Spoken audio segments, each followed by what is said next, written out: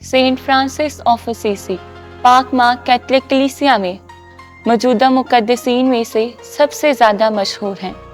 इसकी वजह शायद उनका खुदा तरस होना या जानवरों से लगाव है, मगर सच तो ये है कि उनका खुदा बाप का हकीकी खादिम होना उन्हें मुनफरिद बनाता है। आप तकरीबन सन 1101 में रोम से 100 मील दूर इटली के इलाके असीसी में पैदा हुए। आप नहायत जिंदा दिल और अपने तमाम दोस्तों में दुनियावी जिंदगी को चाहने वाले थे। आपके वालिद चाहते थे कि आप खानदानी कारोबार में हिस्सा लें, मगर आप ऐसा हरगिज नहीं चाहते थे। आप हमेशा से कुछ बड़ा करना चाहते थे, और ये बड़ा उस वक्त उनके लिए दुनियावी इज्जत और रुतबा था। आप एक सूरमा बनना चाहते थे। सन 1202 में आपका सूरमा बनने का ख्वाब पूरा हो सकता था, क्योंकि आपको रियासत की फौज में सिपाही के तौर पर हमसाय रियासत प्रियुगा के खिलाफ जंग लड़ने भेजा। इस जंग में फतह आपको पापा आज़म की फौज में सूरमा का मौका फराहम कर सकती थी, मगर ऐसा हरगिज ना हो सका, बल्कि आपको जंगी कैदियों में 1 साल तक कैद में रहना पड़ा, जबकि आपके वालिद ने तवान देकर आपको रिहा ना करवाया। इस कैद से रिहाई के बाद फ्रांसिस नहायत बीमार रहे। कैद और बुरी सेहत ने आपको मुतासिर किया। इसके बावजूद आप काउंट ऑफ बैरम की फौज में सिपाही के तौर पर जंग लड़ने को तैयार हुए। इस जंग से पहले आपने अपनी ज़िंदगी बदलने का मिशन पाया। आपने देखा कि एक आवाज़ उनसे ये पूछ रही है कि कौन तुम्हारे लिए उम्दा सोच सकता है, क्या गुलाम या मालिक? फ्रांसिस ने जवाब दिया कि दौलतमंद मालिक। आवाज़ आई कि तू किस लिए मालिक की नहीं बल्कि गुलाम की खिदमत करना चाहते हो। लामहदूदियत के खुदा को छोड़कर गुलाम की खिदमत करते हो। इस रोया के बाद फ्रांसिस की ज़िंदगी बदल गई। आप खुदा की तलाश में वापस असीसी लौट आए। इसके बाद फ्रांसिस को बहुत सी मुश्किलात का सामना करना पड़ा। आपके वालिद चाहते थे कि आप सूरमा बने या ख़ानदानी कारोबार में हिस्सा लें, लेकिन फ्रांसिस चाहते थे कि वो खुदा की खिदमत करे। इसके लिए उन्होंने अपना ज़्यादातर वक्त दुआ और खुदा की तलाश में गुजारा। आप लोगों की खिदमत करते, गरीबों का सहारा बनते, नीज़ कोड़ियों के लिए अस्पताल में एक काम भी करते थे।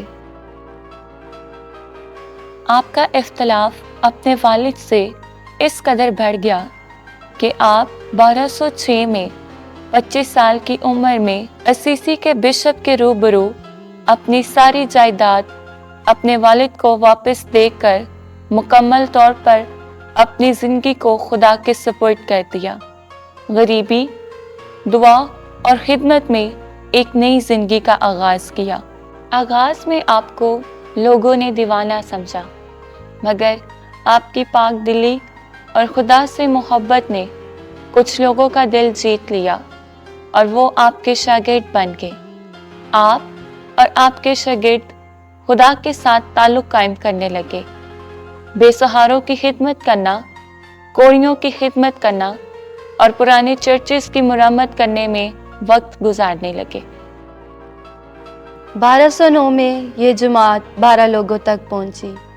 पापा आज़म से अप्रूवल लेने की खातिर आपने रोम का दौरा किया। पापा आज़म से वर्बली अप्रूवल मिलने के बाद आप और आपके साथी असीसी लौट आए और एक छोटे से चर्च पार्टिकुला में रहने लगे।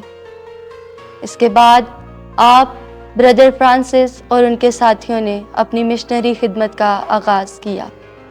आप एक फ़िज़िकल चर्च के साथ साथ लोगों की खिदमत में भरपूर हिस्सा लेते रहे।